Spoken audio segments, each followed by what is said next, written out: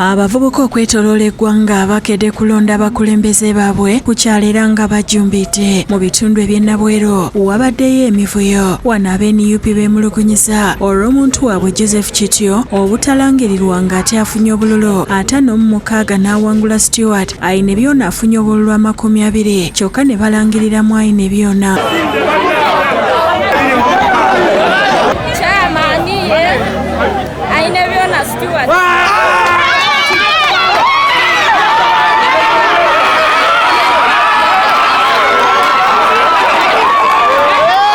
Akuliddemu okulondesa mu Nabweru South omuwanguzi amulangiridde mu bukuumi ekijja NUP mu mbeera era nga bakulembeddwa mmeeya w'e Nansana Joseph Matovu bawakanyiza ebivudde mu kalolo. Okutegeeza mu kutuluba ati yonna gy'oli wadde kubira amasimu ngamba olina ky'okola paka kati kusawayo tonna banakunzikiza okutegeeza nti Nansana tebadde kulonda Nansana division waggulu n'obululu 56 abalennyane babadde n'obululu 20 omulangiriza se n'abalaka abantu basatu amatene gamwejo kasalangira agambye musirike nangiridde teyamaani ayina byona 20 munnamawulire abadde n'abantu 20 ng'owa nuupu alina abantu 6 atandise okwekasukira amayinja n'okusikangana ebitoje ekireetedde abakuumaddembe okujja okukakanya embeera mu mbeera eno abakuumaddembe bayisizaamu abavubuka emigo n'okukuba omukka ogubalagala era bangi bakwatiddwa nga ne mmeeya Matovu essaati yeeyuziddwa.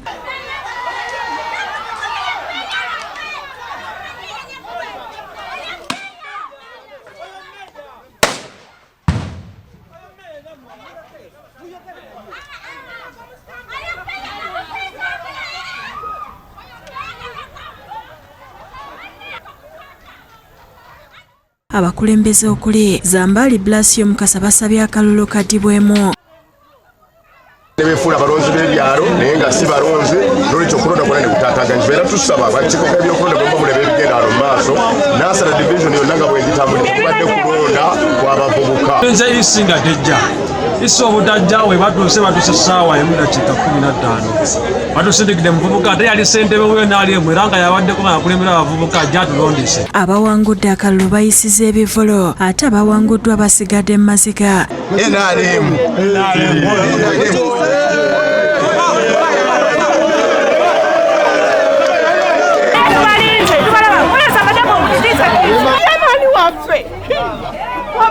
Ye akulira ebyokulonda mu disitulikiti ey'Ewakiso Tolbert Musinguze ategeezezza nga akalulu bwe katambudde obulungi era nti tannafuna kwemulugunya kwonna nga balinze kugatta bivudde mu kulonda balangirire. Okufuna information nti wona okulonda kwagaanye so katulinde byonna biveeyo tulabe bwaba waliwo abaagaaniddwa okulonda waliwo byagaanye okulonda kati tujja kusinziira ku ekyo information tugiwa akakiiko katubulire ekinaddako. Ebyokulonda mwami Kwiribati ndowooza atandika okuyingira mu nsonga zino twagenda ddala nti basomese n'abantu bano nti okulondesa kulina kuba kutya kubanga tunuulidde abantu nga abalondesa nga bakankana bukankanye. Ate okuva Ewakiso okulonda kw'abavubuka kubadde kwa Bogomo abalondesa abasoose kukebera abavubuka mu regisitera ku kyalo Kavumba NRM eraze amaanyi bwewangudde ebifo byonna nga Isa Sengoba ameze Frank Mawanda ku bwa ssentebe bw'abavubuka.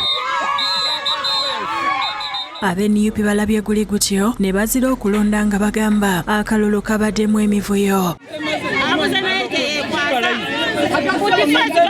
Yo ekisimbiri Cyrus Mutebe NUP awangudde Idise Bwami ng'ono olutuuseyo nga talabawo balonzi be nadduka. Basobola njagala okwebaza abalonzi bange bonna okubajja natandikira kampeni zange zonna paka wale mu kulonda. Zandike mundaddemu olwesibwa n'empangula mu maanyi ag'ekitalo nja kuba kulembera bulungi. Mu kino omuyambi wa President ku nsonga z'ebyobufuzi Moses Byarhanga ategeezezza nti NRM yeeriisiza nkuli mu kalulu k'abavubuka mu Kampala nga ku byalo 1,800 ebikola kawempe NRM ewanguddeko ebyalo 1,600 ng'ate ku bifo ebisinga abavubuka ba NRM bayiseemu tebavuganyiziddwa. So njagala kwebaza abavubuka okuvaayo okujumbira NRM kubanga mu NRM muli essuubi.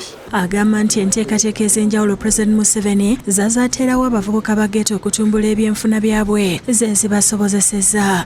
Pulezidenti ne bwe yabateerawo ssaako zaabwe abasinga bagenda beewolayo ssente nga bateeka mu bizinesi zaabwe kati bavuka balabye mbu President Museveni kwe twali tuwakanya tutalina mutawana naffe